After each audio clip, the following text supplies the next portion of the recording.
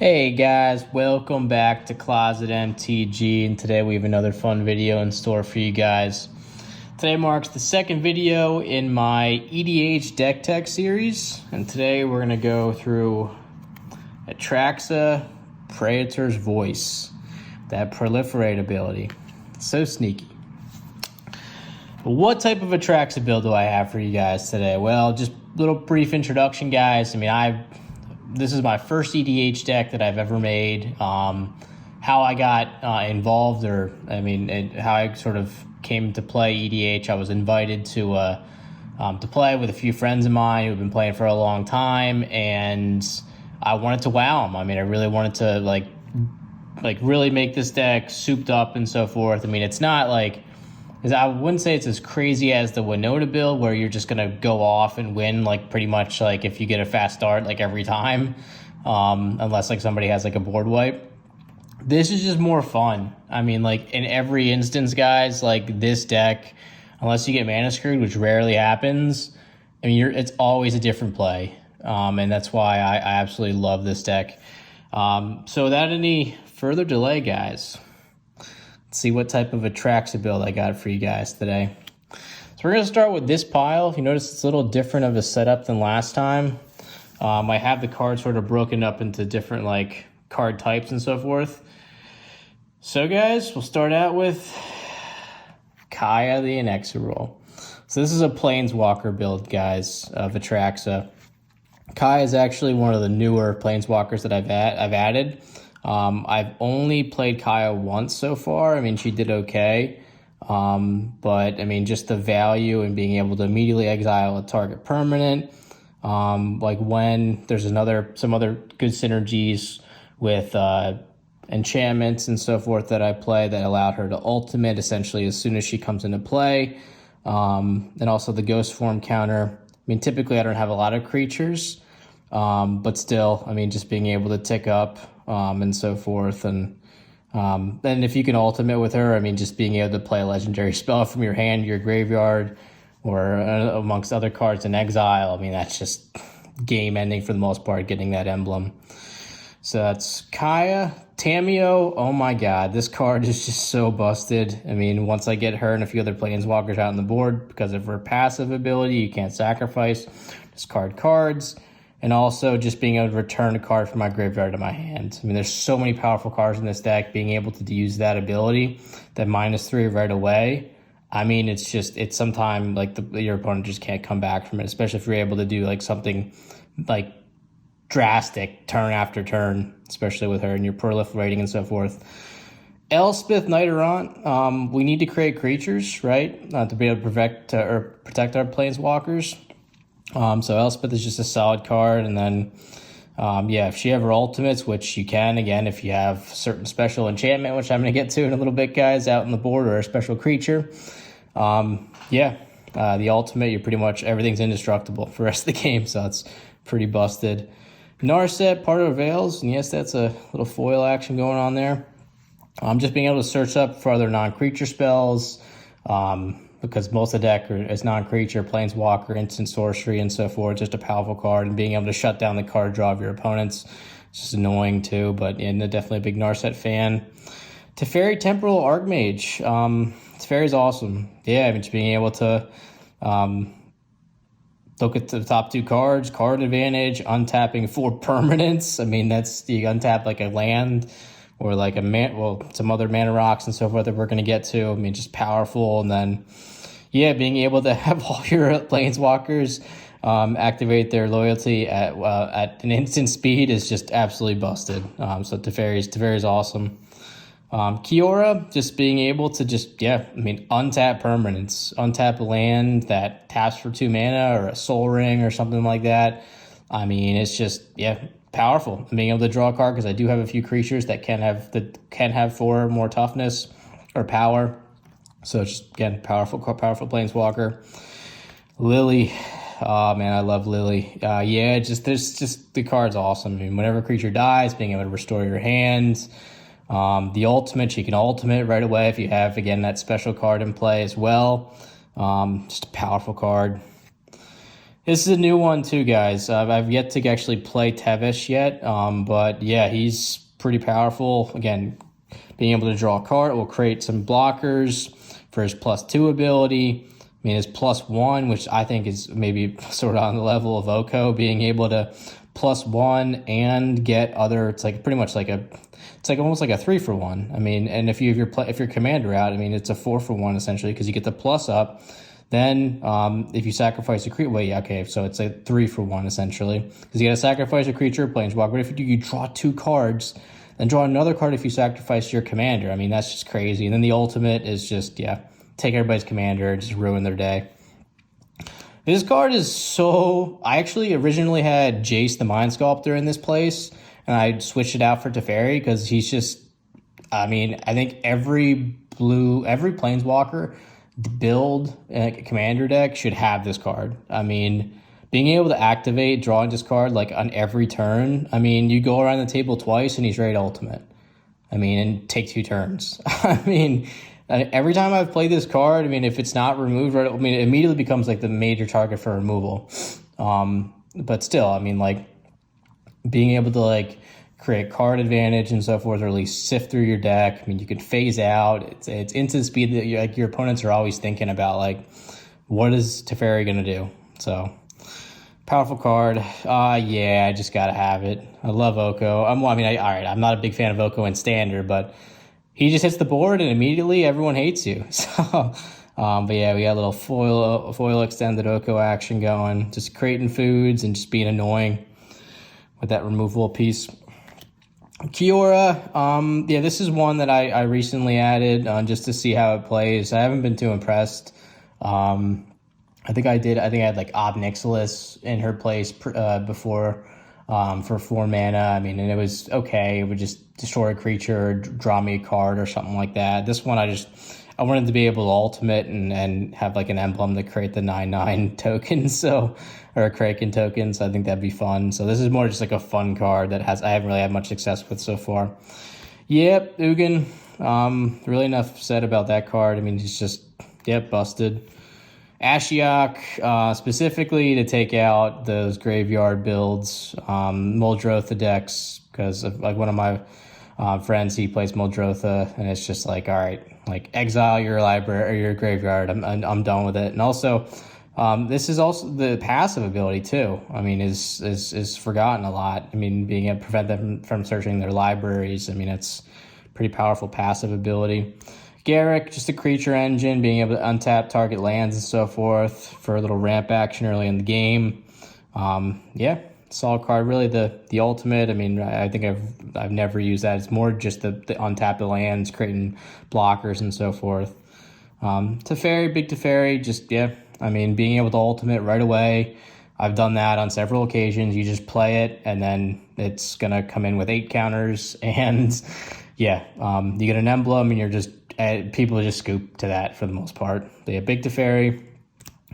Jace, again, main reason is card advantage, being able to return creatures, but this emblem being able to, as soon as you play it with a special enchantment or a creature, I mean, you can ultimate, and then now your opponents have to play 2 spells because the first spell gets countered. So Jace is busted. Elspeth, Sun's Champion, you got to have Elspeth just be able to wipe the board and so forth and just create a ton of creatures. Just such a powerful planeswalker. Definitely needed to have. And the last one, probably my favorite planeswalker, is Tamiyo. Just because, again, the ultimate, being able to essentially gain omniscience. It's like that's another one where she hits the board, emblem, scoop. Because then you can just play everything for free for the rest of the game. It's just absolutely busted card. So we have 1, 2, 3, 4, 5, 6, 7, 8, 9, 10, 11, 12, 13, 14, 15, 16, 17, 18 planeswalkers, guys. Those are the planeswalkers. Just going to roll things up, create a little space for the next batch of cards. But let me know what you guys think about that planeswalker pool. I like to change it or interchange it a lot, guys, with just to switch it up. So go with the next batch. Not sure what this is. All right, here we go, guys. Sorceries. Time Spiral. Yeah, I mean, it's just Urza Saga. I mean, think I got this card too when it was like below 100. Now it's like, I don't even know what it is. It's gone up a lot, but just powerful card. I mean, just being able to, yeah, for free. I mean, untap 6 lands and you get 7 new cards. I mean, each player gets it, but still, I mean, it's a powerful card. This card is just stupid. I mean, stupid like busted. Like, this thing is just crazy. If I get this card out and I play it, it's game for the most part. I mean, return any number of permanent cards with different names, so every Planeswalker in my graveyard can go to the battlefield. I mean, I've done that like a few times, and it's just like, all right, you got to wipe the board like twice, and then like you play Tamiyo, and Tamiyo gets the card back, and then you do it again. Or there's other cards to get cards back too. So it's just like, it's just not fair. This card is crazy. So much fun. Okay, board wipe number 1. Got to have the board wipes, guys. Akroma's Vengeance, Windfall. Yeah, just being able to gain card advantage, guys, especially if you're off to a fast start and one of your opponents like stuck on mana, or stuck on like drawing, or getting mana screwed. They have a lot of cards in their hand. Just being able to, draw it or equal to the greatest number of cards player discarded. Merciless Eviction for another board wipe. Exile ability, Nature's Lord, search up a forest card. This will get me, when we get to the land section, a wide variety of lands in my deck, because forest is the most common. Cultivate for our ramp action. Terminus, just to be able to all of a sudden miracle, put all the creatures bottom of your libraries, and I still have all my Planeswalkers in play. So, powerful card. Wrath of God, I just had to have this as one of my favorite cards. Love the artwork too, it's old school. Supreme Verdict, so if someone to prevent people from countering. This thing is just stupid. I mean, I'm usually using this on my own Planeswalkers, guys, to be able to just ultimate, like take out 2 of my Planeswalkers, pump up my big Teferi, ultimate. Okay, now every time I draw a card, I'm exiling a permanent, or I'm gonna take 2 turns and then figure it out. I mean, like, it's just, Elder Spell is awesome. So we have 1, 2, 3, 4, 5, 6, 7, 8, 9, 10, 11 sorceries, guys. Pretty powerful stuff there. And we'll go to the next batch. Creatures. Yeah, there's actually creatures in this deck, guys. Faber Elder. I mean, yeah, that's pretty crazy, especially having a Atraxa out with this thing. It's going to tap for 4 mana. I mean, that's just crazy. And usually I'll have like at least like another 1 or 2 colored permanents. You've seen some of the multicolored Planeswalkers I have. I mean, it's just gonna, immediately it's gonna tap for 2 because it's green and white. So, but just a great ramp card.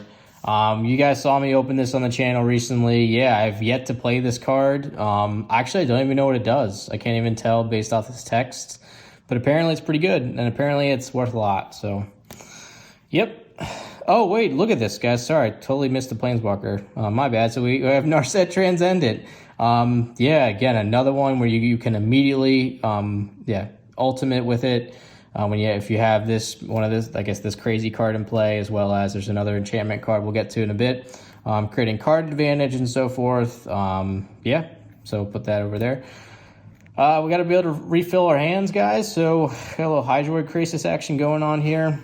Just a big fan. Being able to proliferate all the Planeswalker abilities or loyalty, as well as your +1/+1 counters with Atraxa every turn. Yeah, he's going to get big. He's got trample. He's got flying, and he's going to draw you cards and gain you life. Noble Hierarch, guys. Yeah, I mean, just ramp. Spike Weaver, this guy, dude, oh my god, how many times did this thing save me? I mean, because if you look at the bottom ability, pay 1, well, first of all, it comes into play with 3 1/1 counters. Pay 1, remove a 1/1 counter from Spike Weaver, prevent all combat damage that we dealt this turn. So that's 3 fogs. And if you can just keep proliferating, I mean, every turn, fog, and it's instant speeds fog. I mean, like, it's awesome. Bloom Tender for ramp. I mean, it's just a busted ramp card. Spark Double if I want to double one of my Planeswalkers or double whatever on the board. I mean, that I control. Flux Channeler, because we do have some more proliferate options. Whenever I cast a Planeswalker, I can proliferate. We got this card is just stupid too. You play this and it's like automatically all of your Planeswalker loyalty double. right? I mean, like, it's just stupid. Yeah, so that's Deep Glow Skate. And then Evolution Sage to round out our proliferate. Whenever you play a land, you can proliferate. So we got 1, 2, 3, 4, 5, 6, 7, 8, 9, 10 creatures, guys. Well, 11 with Atraxa. All right, let's go with this next patch. See what we got here. All right, here we go. Commander Staple, Teferi's Protection, guys. Yep, it's pretty much yeah, Commander Staple. Save you in a pinch. Yep, that's what it is. All right, guys. You guys think you saw me open this bad boy on the channel. We got Mana Drain, little foil action going from Commander Legends. Anguish Unmaking, just be exile, non-land permanent, instant speed. Cyclonic Rift. Yeah, I mean, it's Commander Staple. Got to play it. Everyone's got it if you got blue. Swords of Ploshars, some more removal. Enlightened Tutor, when we get to the enchantment section, you're going to see why we need this card, because the enchantments I have in this deck are just busted. Kaya's Guile, again, being able to exile a graveyard, gain some life, sack a creature if it's an indestructible, something like that. I mean, it's just a powerful card, for instance. And you guys also saw me open this on this channel, Vampiric Tutor. I did have a Demonic Tutor. I think I may put it back in, I'm not sure, and was running 2 tutors. I don't know. I like just the random aspect of being able to draw. I mean, like, I like tutors, but, like, at the same time, like, I'd rather, like, I don't know. I don't know if you guys can relate to that, but we have 1, 2, 3, 4, 5, 6, 7, 8 instants.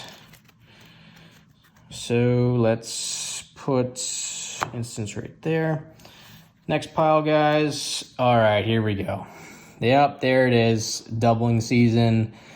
The card that my friends scoop to whenever I play it and they don't have enchantment removal in hand or permanent removal in hand. I mean, yeah. I mean, it's just, you're going to double the loyalty of your Planeswalkers when you play them. That's what I mean. When you play this guy, she's going to come into play, or when you play her, she's going to come into play with 12 loyalty. And whenever she ticks up, it's going to be, yeah, +2.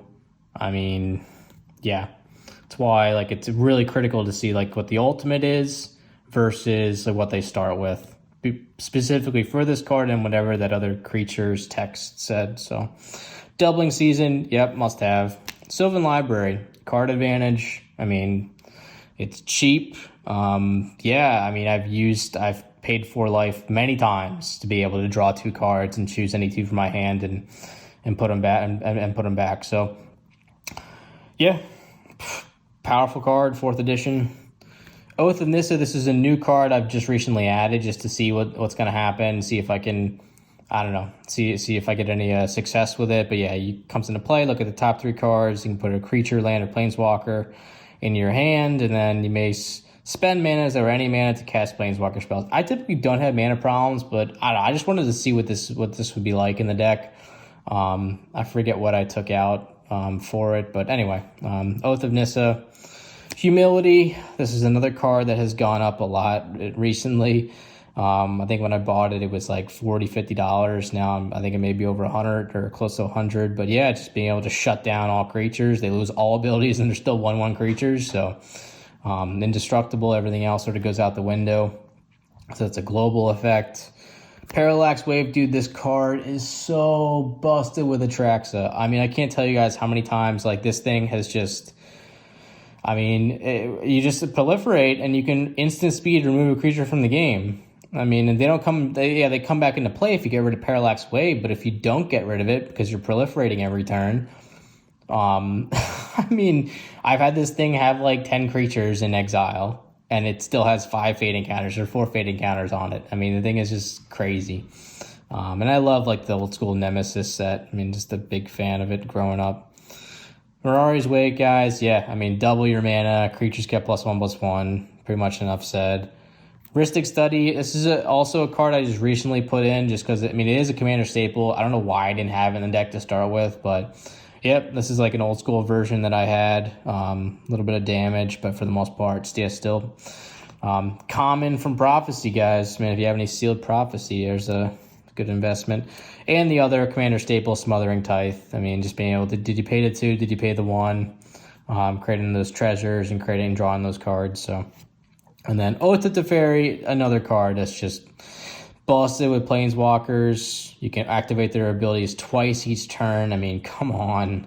That's absolutely nuts. Be able to blink something right away. Maybe you have like a Planeswalker with low loyalty or something like that because they just use something. You can blink it, bring it back, and then it comes back with its full loyalty or something like that. So powerful card. So 1, 2, 3, 4, 5, 6, 7, 8, 9 enchantments, guys.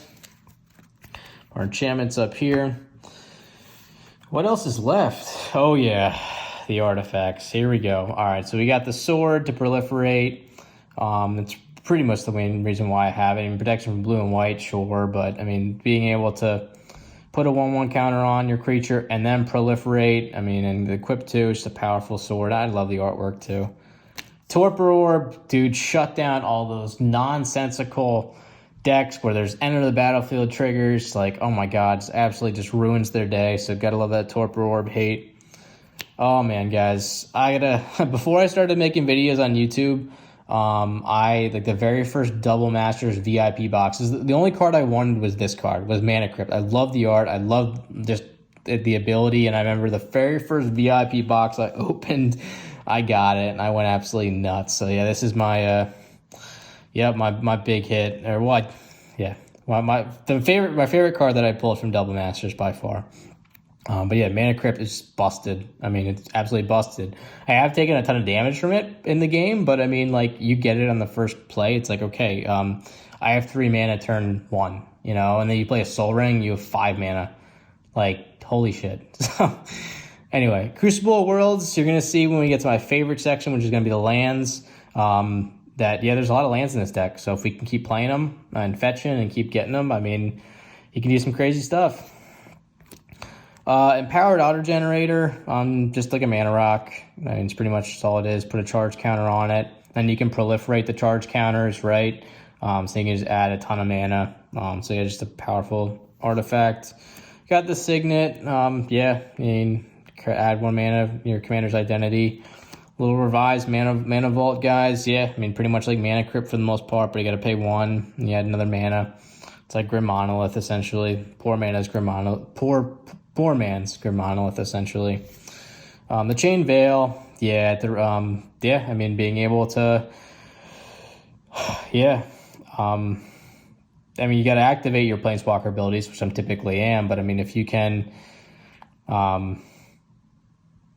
activate one of its loyalty abilities once this turn, as though none of its loyalty abilities have been activated. I mean, that's being able to double your Planeswalker activated abilities each turn. I mean, that's just pretty busted. So powerful card. And then Soul Ring, old school revised. So we have 1, 2, 3, 4, 5, 6, 7, 8, 9 artifacts, guys. And now my favorite part right here, guys, the lands. This is where all the value in the deck is, for the most part. At least, especially with the crazy prices of late. All right, so we start out with our shock lands. We got a Tomb, we got a Breeding Pool, we got our Temple Garden. So now those are our shock lands, and we're going to move into, I think, the Battle Bond land section. Okay, do I have it all set? Yeah, no, actually, no, I don't. Okay, so we just have sort of an out of a different type of land. We got the Battle Bond land, the Bountiful Promenade. Now we're in the fetch land section, guys. So we have our Windswept Heath, we have our Flooded Strand, we have our Misty Rainforest. I did pull this one, actually one of the first videos I put up on YouTube, guys, where we pulled Misty Rainforest box topper into our Verdant Catacombs box topper to Polluted Delta. Now, okay, here we go, guys. Now we're getting into the craziness. We're going to roll this up. So we got a little Tundra, guys, and I'm going to do a separate video on, because I did start another section on investing in Magic and so forth. So I'll talk more about the revised duels, but yeah, this is my revised duel section. For the most part, these are all near mint. So we got a little Tundra action, Bayou, Scrublands, Savannah, Underground Sea, Tropical Islands, and yeah, that's it, guys. So we got a little 6 dual land action going on there. Then we know our basic lands. So we have an island. I think there'll be another one there too as well, actually, later. And then we got our Triome. So we got a Zagoth Triome. Again, being able to search up that forest. This counts as a forest, so I can search up and all of a sudden I have a tri-land in play, turn 2. Endatha Triome, the other Triome I have. Okay, so we did miss a fetch. We did Marsh Flats. Another shock land, the Shrine. Now we have our like different type of land section. So we have a Reflecting Pool. We got Karn's Bastion to be able to proliferate. Exotic Orchard, Commander Staple. Mana Confluence, pretty much Commander Staple. We got the Bajuka Bog, be able to exile all cards from target player's graveyard. Got a lot of graveyard hate. Passive Ancestry, just solid Commander lands. And we got the Simic Growth Chamber, because green and blue are typically on the higher color or color pie count. Got the Planar Beacon when we play our Planeswalkers, gaining life. Plains for our regular. Forest for a regular. We got a Waterlogged Grove, a little Horizon Canopy action. We got a Core Haven, guys. So prevent all combat damage, a little Maze of Ith going on for the most part. And another Battle Bond Land, Sea of Clouds. So yeah, that's it, guys. This is my my baby for the most part. Yeah, like I said, I mean, it's a blast to play. It's different every time. The Planeswalkers, you can interchange them. I mean, just going back a little bit, like the Eerie Ultimatum, I mean, that card is just stupid. Whereas, yeah, this thing, just maybe give this a little shout out. This card is just, I mean, being able to put all your Planeswalkers into play, I mean, because it's crazy. And it's surprising, like, how easy it is to get that mana, too, from my experience. But yeah, getting your having Planeswalkers that can immediately ultimate when you have Doubling Season or where you have Vorinclex in play. That's, yeah, definitely something to look into. But yeah, I mean, it's really not like, I would say, super like competitive. I mean, like I said, like it's not like the Winona build that I have where it's just going to ruin your day. Like if it goes off early. I mean, this is sort of just sit back and have fun, like have a beer, sort of kick back with some friends and play some powerful cards. I mean, that's the whole point of Commander, in my opinion, is just sort of kicking back and having a good time and doing stuff you wouldn't typically do in the formats that you play. So, but yeah, I mean, it also is powerful too. I mean, it's got like, I mean, you can Soul Ring right off the start. You Soul Ring into a Mana Crypt or one of those two to start. I mean, you're going to get off with some ramp, and then you're just sort of playing Planeswalker after Planeswalker, and Atraxa is solid, I mean, for the most part, in terms of just being like, well, obviously the proliferate ability is the key, but I mean, she also has Flying, Vigilant, Death Touch, and Lifelink. I mean, that's control, if you ask me, in a nutshell. So, but yeah, I mean, and then like just the Commander staples, guys. I mean, Cyclonic Rift, Teferi's Protection. Where's our enchantments? Yeah, the enchantments. I mean, like, the Tithe, the Study. This card is so much fun. I just want to give that another shout out to with Proliferate. Sylvan Library, Doubling Season. I mean, yeah, there's just, it's I mean, good. And the creatures again, guys, with the Proliferate buddies, this card is just busted. I mean, we got the ramp action. Again, undervalued card, guys. Spike Weaver, awesome card. The Krasis, not sure what this piece of crap is. And yeah, the Elder. So yeah, guys, please let me know what you think. Give me your feedback. I love to hear from you guys. Do you guys have Atraxa builds, other Planeswalker builds? I know you could take Atraxa in a ton of different directions, but yeah, I chose Planeswalkers to start. I'm sure at some point I'll do counters or I mean, tokens or something like that. I'm not sure, but anyway, guys, give me your feedback. I love to hear from you guys. If you haven't already, please like, subscribe with the bell icon. And for the next build, I'd like everyone's opinion. What do you guys think? I'm down to these two. Little first sliver action, or do we go Kennen and just try to play some giant Eldrazi's? I'm on the fence, but please let me know your thoughts, guys. Yeah. Hope you guys enjoyed the video, and we will catch you soon for the next one. Take care, everyone.